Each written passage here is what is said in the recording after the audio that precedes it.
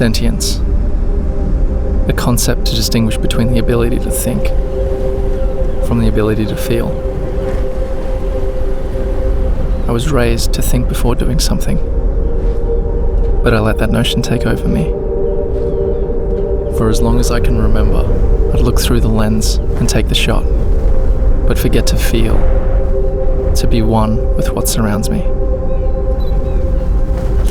I thought it was just me out there, but it wasn't.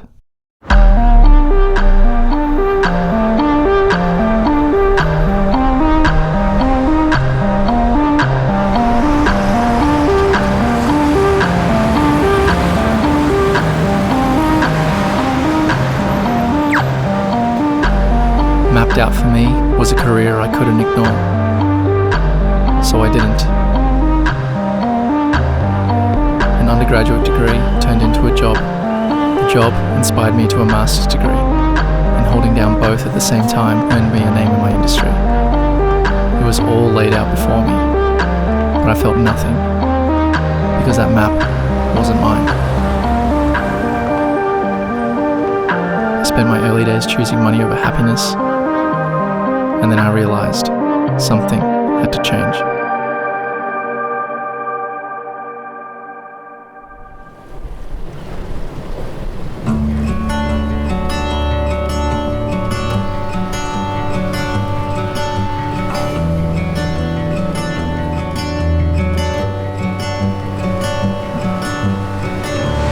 I bought a camera and started shooting, and it quickly became an obsession. I felt like I lost so much time ignoring a path I should have followed from the start.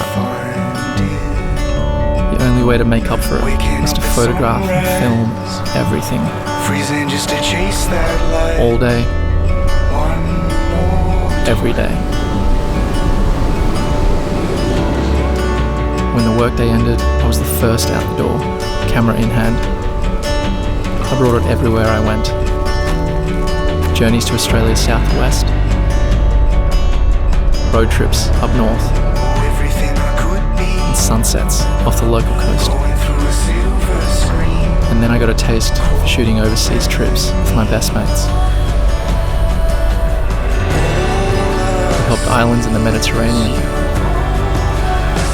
wandered the red deserts of the States, and perused the white seas of Greece. And I shot it all, scared to let even the tiniest opportunity slip through my fingers. All I saw was through the lens of my camera. Moments viewed the next day became more satisfying than the present, and as time went on, I struggled to balance my pursuit with the rest of my life. I started to lose touch with reality.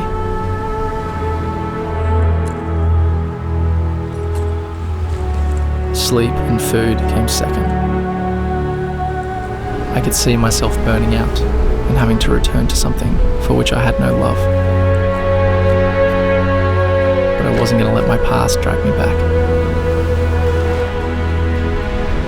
Those little tastes I had of the wider world gave me an idea.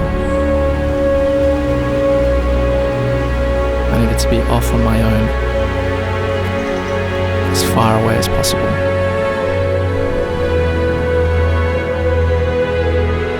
For as long as possible.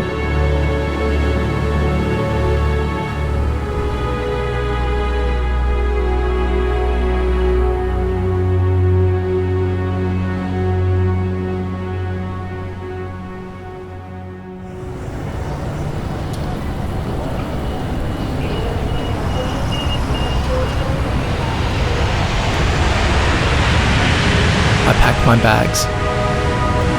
I sold what wouldn't fit, and I waved goodbye to the office as I set off into the world.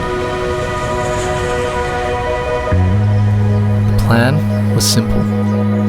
Spend each day doing something I couldn't back home, developing my craft and trying to reach as many corners of the earth as possible. Secret falls in wild jungles, ocean ridges painted green, red swells in a dead ocean, baked sandcastles, ice melt catchments, shoulders streaked in snow, temples eaten by moss, ancient civilizations standing the test of time, towns of timber and fairy tale, cliff-faced churches, inland depths and skirting pines, mirrors, high up shepherd realms, mountains bathed in sun, hives of concrete, steel, cities in bloom. You can't reach every corner of the earth without experiencing some culture along the way. It's impressive to see what humanity's built, how it's grown. But it's the people in the cities, on the streets, walking the villages, that bring the culture to life.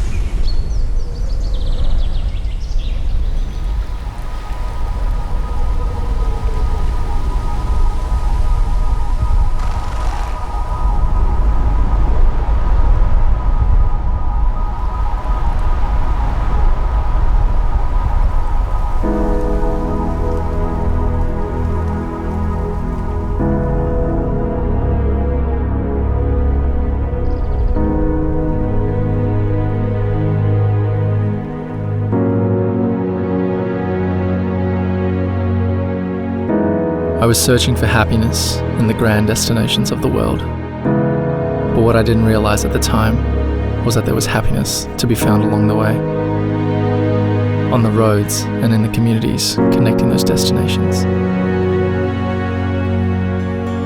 I sought value in only a fraction of what was there. Could only see the dots, not the lines between them. The image started to blur, and I started to lose sight of my goal.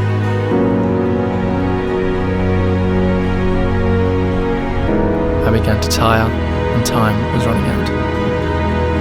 I was forgetting how to feel, how to live in the moment.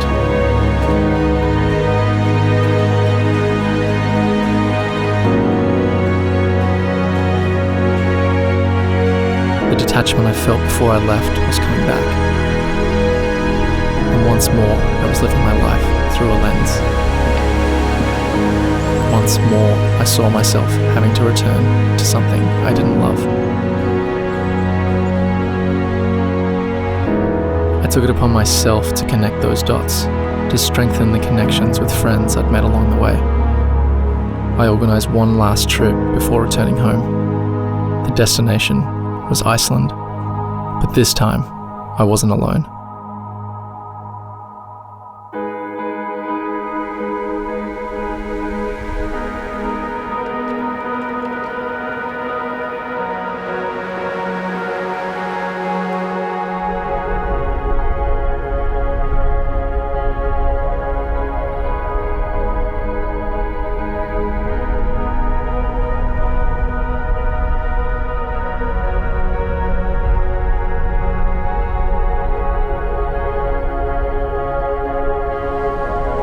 Truly the most incredible place I've ever been. The land was primal, as were the horses that roamed it, wild and free. Earth, water, fire, air. All of these things combined made it what it was.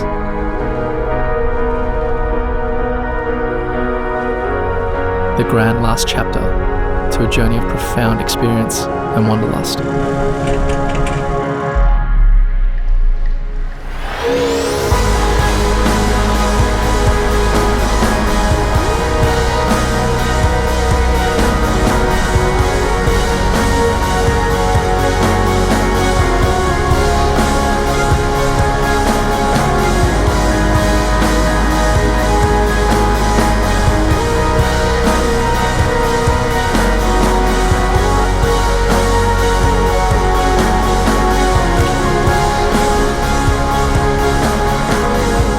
I'd say it was like a dream, but that's not how I felt.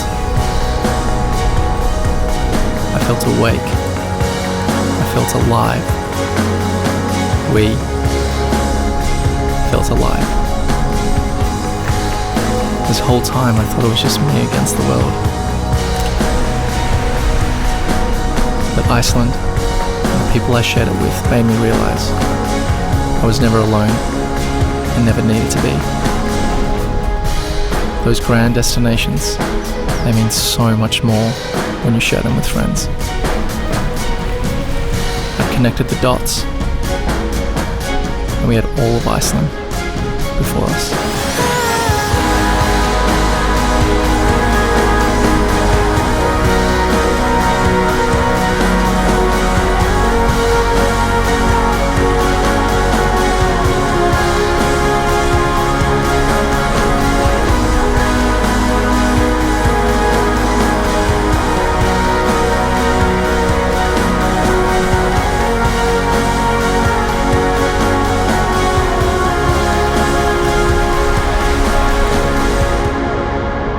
And then it was time to go home. But I wasn't going home defeated. Every day, I did something I could never have done back home.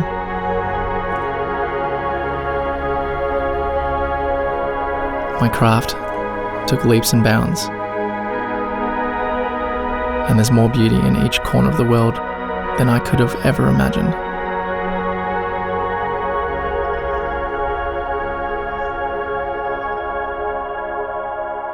The plan was simple, yet effective. And from Iceland, I brought home a perspective I never knew I needed.